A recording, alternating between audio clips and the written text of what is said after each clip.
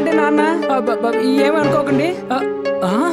ఈ పిచ్చికారి ఏదో నాది కాదే, ఎవరిదో మారిపోయింది. అమ్మా! నాయనో, నా పిచ్చికారి అతని చేతికి వెళ్ళింది.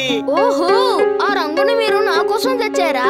పదండి, మీ రంగులు ఇప్పుడు అయిపోయాయి, కానీ నా దగ్గర ఇప్పుడు చాలా రంగులు మిగిలిన్నాయి.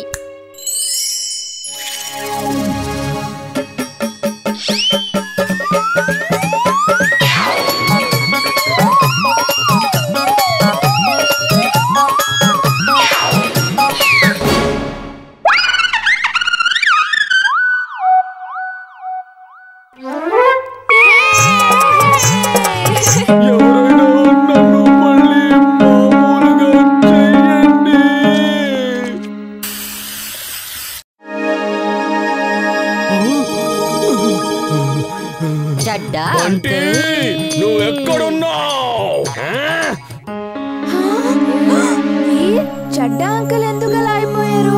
ఖచ్చితంగా టింబుక్టూ ఏదో కెమికల్ తెచ్చుంటారు. నువ్వు కరెక్ట్ గా చెప్పావు నా చిట్టి మిత్రమా. నేను ఈ కెమికల్ ని నిన్ను గడ్డ కట్టించడానికే తెచ్చాను.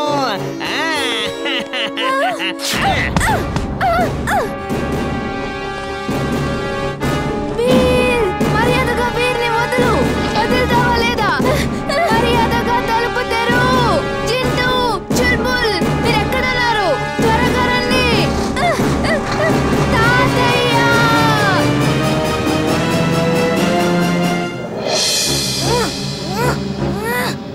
ఆయన నా శరీరం మీద ఏదో కెమికల్ చల్లారు.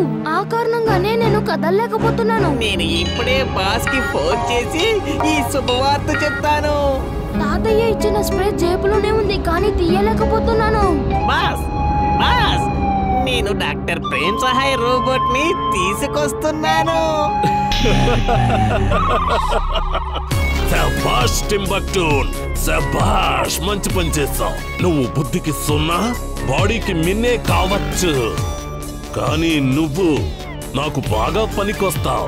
కెమికల్ కేవలం నా పై చర్మం మీదే పడింది, లోపలికి వెళ్ళలేదు.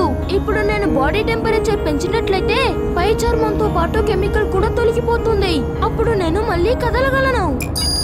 Body temperature increase, body temperature increase, body temperature increase. అదిగో అటువైపే.